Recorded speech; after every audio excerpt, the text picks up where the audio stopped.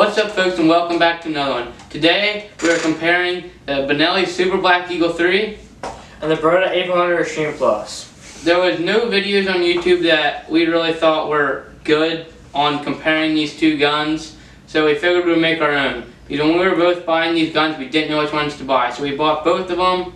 He got the Beretta, I got the Benelli, and we figured we'd make a review video on them. We both have them for about a year now, and we figured we should make a video. So we'll start off with the size.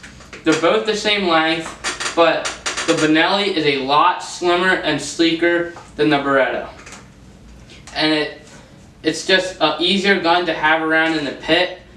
This almost feels bigger and just not as sleek in your hand. And I really like the sleekness of the Benelli. One thing I do like about the Beretta is it's better for shooting clays to fly through the air. When you're not trying to, you can have a pit or a layup line, but they're both good guns for both of them. You can use them for both. But yeah. Next we'll go to the weight. The Benelli is 7 pounds and 3 ounces. The Beretta is 7 pounds 13 ounces, so it's a pretty big difference. It's quite a big difference if you hold the two. Next we'll go to the cleaning, because that's huge. So this is a gas operated gun, the Beretta, and the Benelli is inertia. So inertia is, it goes back from the bullet kicking back, and it's way easier to clean and it's less maintenance. So you just have to take out the bolt and clean the whole action every time you want to clean it. The gas, on the other hand, is a bit more of a hassle, which is the Beretta.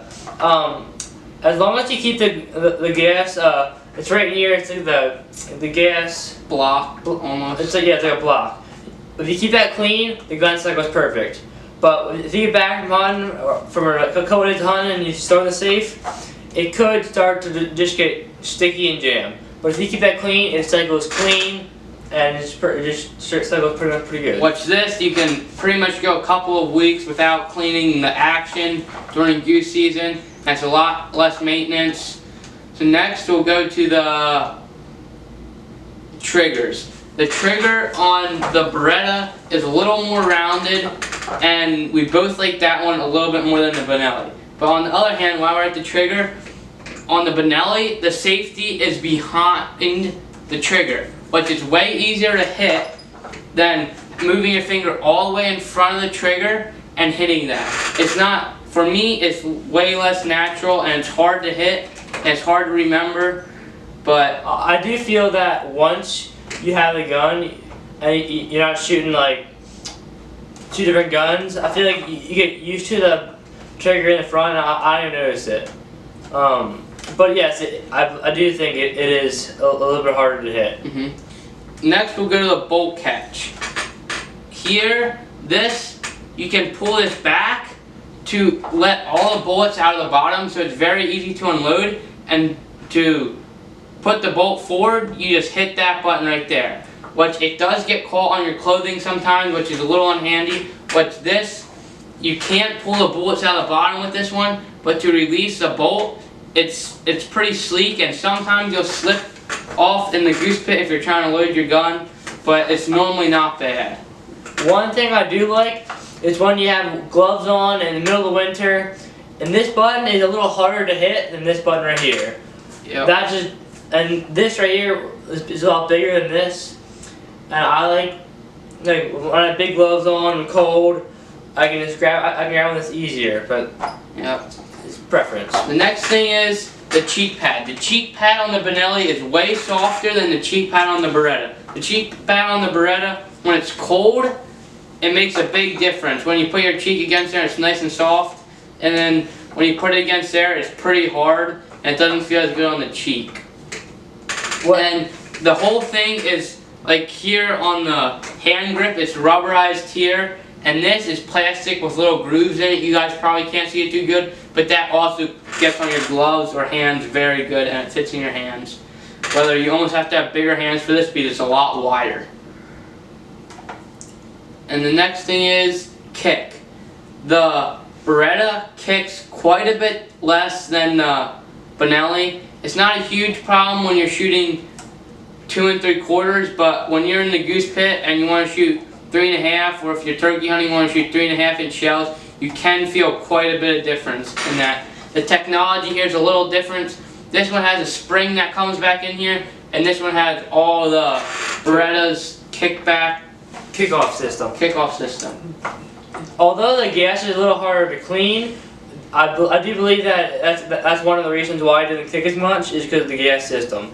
The gas has its highs and its lows, but it does not kick near as much. And it seems to reload shells a little quicker. Not that you should be shooting that fast, but if you do because you're shooting clays really fast or something, that does seem to cycle shells a little bit quicker, just because it's gas operated. But that does make it quite a bit heavier from that gas operated gun. The next thing is the rail. Here, the rail is quite a bit higher than this one. Like I said, this whole gun's smaller and sleeker than this gun. So this gun is a little bit more comfortable to look down. It fits your cheek really good, where the Benelli you almost have to lean into it a little bit. It's not quite as natural as a feel when you're shooting animals or clay pigeons. Yeah, I do feel like that, like for clay, that's one thing that does help. Because it's like, when you throw it up, it's right there, it's on where you want it to be. You don't have to lean into it at all, it's just natural. Yep. So, I think that's pretty much it for this video.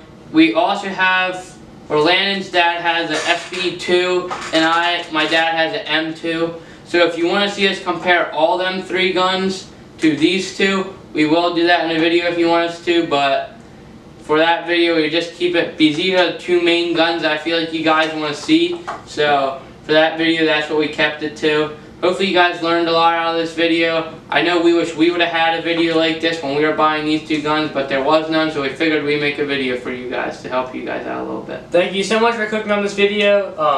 Please make sure to subscribe, comment down below if you want to see different videos, like he said, the M2 versus SBE2, and SBE3. Yeah, SBE3, and just any of those videos out there that like you want to see us do, because we do have the guns that we could review, and we shoot a lot of geese in the pit, so all our buddies sort of have the different guns, and we all hear what they are talking about and what they wish they had and what they don't want to have. So we will compare those if you want, but thanks for watching, we'll see you next time. Thank you so much for watching. That was pretty solid. It's